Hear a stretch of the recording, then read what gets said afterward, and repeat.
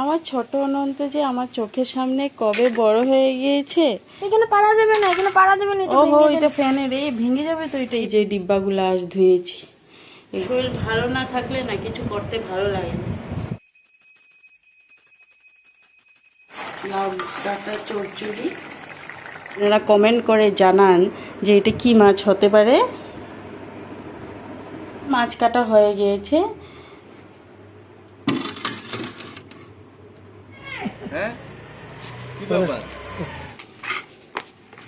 Hello বন্ধুরা, কেমন আছেন আপনারা? আশা করি সবাই ভালো আছেন, সুস্থ আছেন। বন্ধুরা, আমিও ভালো আছি। আর এই যে দেখুন, এই যে আমার ছোট্ট অনন্ত, এটা আমার কিন্তু ছোট্ট অনন্ত।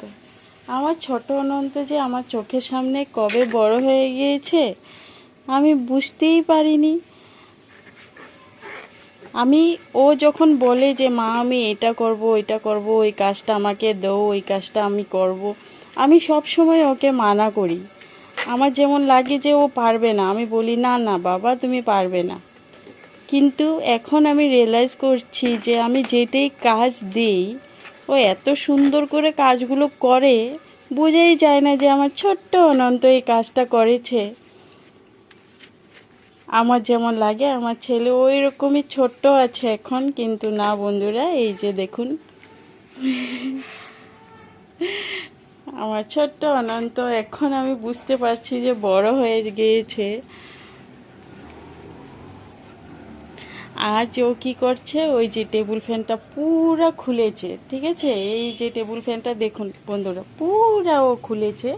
এই যে স্ক্রুড্রাইভার, এই স্ক্রুড্রাইভার দিয়ে পুরাটা খুলে তারপর ও এই যে এইগুলো পুরো পরিষ্কার করছে। ফ্যানটা যে ফ্যান নোংরা হলে তো হাওয়া কম লাগে, হাওয়াটা একটু কমে যায়, সেই জন্যে ও কাল বলছে যে পরিষ্কার করবে। কাল আমি ওকে মানা করেছি, কিন্তু আজ বলেছি যে আজ তো ওর স্কুল বন্ধ, তো বলেছি যে চলো এটাই করো তুমি আজ ঘরে বসে, আজ পড়াশোনাও একটু কম আছে, তো এটা করো তুমি। তো ও এত সুন্দর করে করছে, আজ মনে হচ্ছে যে ওর বাবার কাজগুলো ও ভালো মতোই করতে পারবে, ও শিখে গিয়েছে। আর দেখে দেখে ওর বাবার থেকেই দেখে দেখে এই কাজগুলো ও শিখেছে। এই যে এখানে কি রেখেছো বাবা, কি রেখেছো তুমি? এটা ফ্যানের মেইন পার্টস, এখানে পারা যাবে না, এখানে পারা যাবে না। ওহো, এটা ফ্যানের এই ভেঙে যাবে তো। এটা সাইড করো না, সাইড করো। ওইখানে রাখো, ওইখানে নিয়ে যাও, ওইখানে নিয়ে যাও। সব একসঙ্গে রাখো, পরে পাবে না। এই যে জিনিসগুলো, যে ছোট ছোট জিনিসগুলো হারিয়ে যাবে। স্ক্রুড্রাইভারগুলো কোথায় রেখেছো? মা এটাকে ধরবে না, হ্যাঁ এটা মেইন পার্ট ফ্যানের। ঠিক আছে ঠিক আছে, রাখা দাও। এই যে এটা হ্যাঁ, এটা ওই সামনে নিয়ে রাখো, তারপর ধোয়ার পরে না রোদ্রে রেখে দিবে, ঠিক আছে? আর এটাতে কিন্তু জল দিবে না, জানো তো? এটাতে কিন্তু জল দিবে না, হ্যাঁ? তো দেখুন বন্ধুরা, আমার অনন্ত কি আজকে কি কাজ করছে। পোলাপানরা যে চোখের সামনে বড় হয়ে যায় আমরা বুঝতেই পারি না, আমাদের যেমন লাগে যে এখনও ছোট আছে। তো বন্ধুরা, আজ আমি কাপড়ও অনেকগুলো ধুয়েছি, সকাল সকাল উঠে কাপড়গুলো ধুয়েছি। রোদ্রু অনেক বেশি, আর আজকে মানে গরমটা একটু বেশি লাগছে। কালও গরম ছিল, কিন্তু কাল ভেবেছিলাম যে হয়তো বৃষ্টি পড়তে পারে বিকাল দিকে, কিন্তু 1-2 ফোঁটা ঠিকই পড়েছে, তারপর তো আর বন্ধ হয়ে গিয়েছে। এই যে আমি এখন ঘরটা ঝাড় দিচ্ছি, ভিতর এই যে বারান্দাটাই বাকি আছে, শুধু বারান্দাটা বাকি আছে, ভিতর আমার হয়ে গিয়েছে, ঝাড় দেওয়া হয়ে গিয়েছে। তো দেখুন বন্ধুরা, এই যে ডিব্বাগুলো আজ ধুয়েছি, এগুলা বিস্কুটের, নুডলসের, তারপর ওই যে মশলা টশলার ডিব্বা আর কি, তো এইগুলা ধুয়েছি। গতকাল যে ধুয়েছিলাম সব গ্লাসের ছিল, তো গ্লাসের তো একটু সাবধানে ধুতে হয়, তো আস্তে আস্তে করে গতকাল ধুয়েছি গ্লাসেরগুলো। তো আজ এই 3টা প্লাস্টিকের ধুয়ে দিয়েছি। আর আমার শরীরটা কিন্তু আজ এত মানে ভালো না, মানে একদম মানে আমার খুব খারাপ লাগছে আজকে শরীরটা, জানি না কেন, একদম পায়ে কোমরে পুরো ব্যথা করছে। আর এইখানে আমার রান্নাঘরের কাজ তো পুরো হয়ে গিয়েছে, মানে পায়ে পরিষ্কারের সব হয়ে গিয়েছে, রান্না বাকি আছে। রান্না করে নেব। আগে একটু কাজ সেরে নেই, তারপর রান্নাটা করে নেব। এখন ওকে একটু খেতে দিয়েছি। ও সকাল থেকে ও কিছুই খায়নি। আমি বলেছি যে আগে খেয়ে নাও, তারপর ফ্যান পরিষ্কার করবে। না, ও আগে ফ্যানেই পরিষ্কার করবে। তো ও চলে গিয়েছে ফ্যান পরিষ্কার করতে। এখন পরিষ্কার করা শেষ। ও একটু ড্রাই করার জন্য রেখেছে। খাওয়া দাওয়ার পরে ফ্যানটা ফিটিং করে দিবে।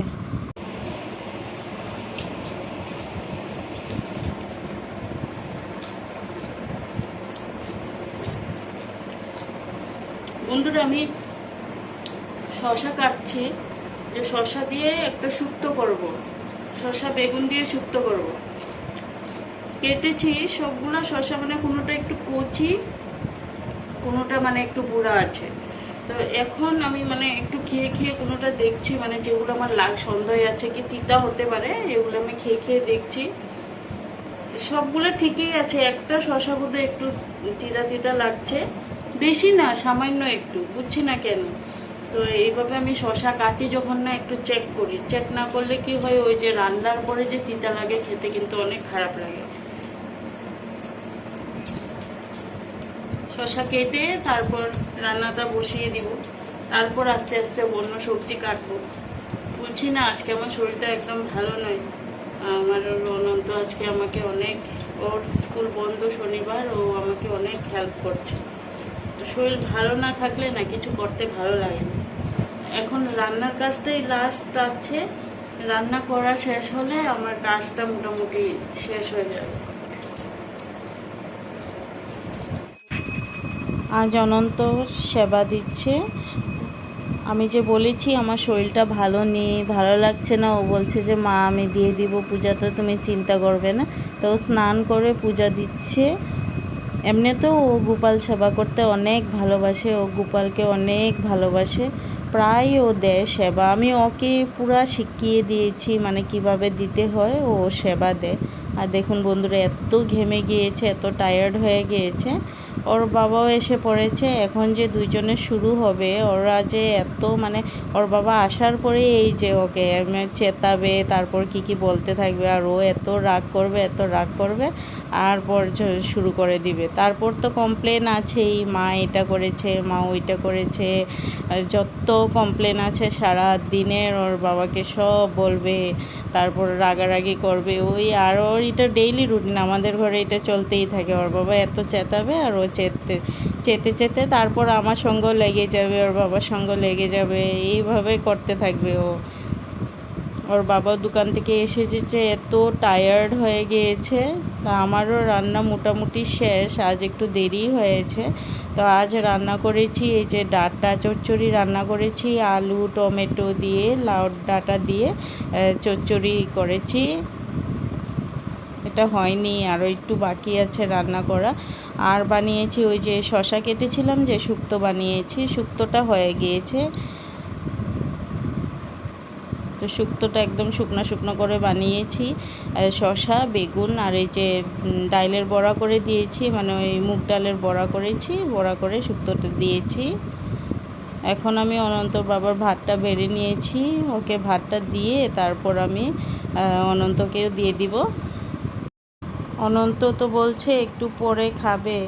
তো আমি ভাবছি যে ওকে যতটুকুই খায় অল্প খাওয়িয়ে তারপর ওকে ঘুম পাড়াবো, কেন ও যে একটু টায়ার্ড হয়ে গিয়েছে না আজকে, তো একটু ঘুমালে ওর ভালো লাগবে।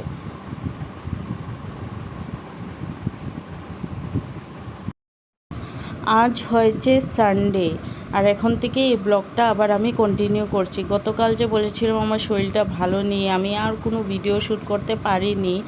আজও ভালো না, তবু করছি। এখন অনন্তর বাবা আসলো মন্দির থেকে, আজও সকাল থেকে মন্দিরেই কাজ করছে, অনেক ব্যস্ত। আজ তো আমাদের গুরুদেবের তালনবমী উৎসব, ও মন্দিরে কাজকর্ম করছে, অনেক ব্যস্ত। গতকালও ও মন্দিরে অনেক কাজ করেছে, আস্তে আস্তে ওর অনেক রাত্র হয়ে গিয়েছিল। আর আজও সকাল থেকে মন্দিরেই ছিল। এখনও এসেছে, অনন্তকে নিয়ে যাবে। অনন্ত তো স্নান করছে রেডি হয়ে, তারপর ওরা দুজন আবার চলে যাবে। এই মাছটা আজ রাখা হয়েছে, সকাল সকাল অনন্তর বাবা এই মাছটা রেখেছে।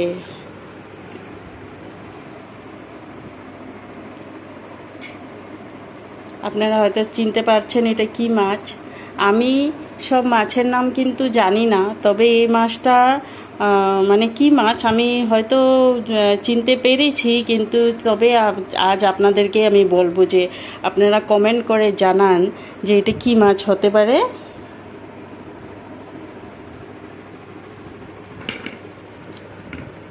মাছটা কাটতে কাটতে আজ অনেক বেলা হয়ে গিয়েছে, তবে কিছু না, অনন্ত আর অনন্তর বাবা গিয়েছে মন্দিরে। ওরা মন্দিরে খাওয়া দাওয়া করবে, কেন আজ তো উৎসব, দুজন মন্দিরে খাওয়া দাওয়া করবে। আর আমি সকাল সকাল ডিম তরকারি ভাত রান্না করে রেখে দিয়েছি, আমি খেয়ে নেব। আর মাছটা সুন্দর করে কেটে আমি ধুয়ে ম্যারিনেট করে রেখে দিব। দেখুন আমার মাছ কাটা হয়ে গিয়েছে, কেটে ভালো করে ধুয়ে নিয়েছি, হলুদ নুন মাখা হয়ে গিয়েছে। এখন আমি রেখে দেব ফ্রিজে।